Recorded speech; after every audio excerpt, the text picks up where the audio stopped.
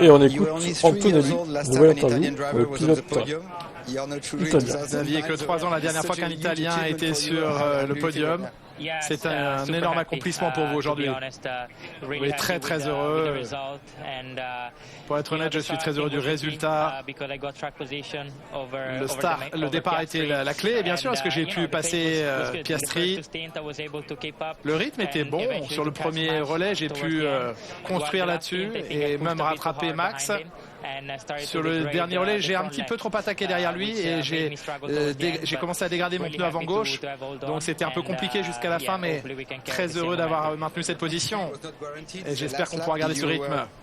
La troisième place n'était pas garantie jusqu'à la fin. Hein. Vous regardiez dans vos rétroviseurs la bataille McLaren.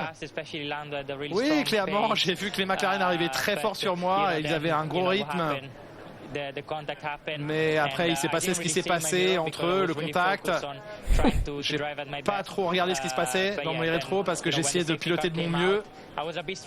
Mais quand la voiture sécurité est sortie, j'étais un peu stressé parce que j'avais peur qu'il y ait un restart au dernier tour. Non, ça aurait été drôle. Surtout après avoir vu Oscar entrer au stand avec des pneus frais, j'étais très inquiet. Mais au final, j'étais content que la voiture sécurité reste en piste. J'ai pu prendre une grande inspiration et profiter du dernier tour sous safety car. Antonelli, pilote du jour. Bah, il mérite. Il mérite d'être pilote du jour. Non, en vrai, j'aurais mis Lando Norris, pilote du jour, moi, les gars. Désolé, il est quand même bien remonté. Et il s'est fait cracher par Piastri en plus, hein. Désolé, mais bon, j'aurais mis Lando. Hein. Non, je rigole.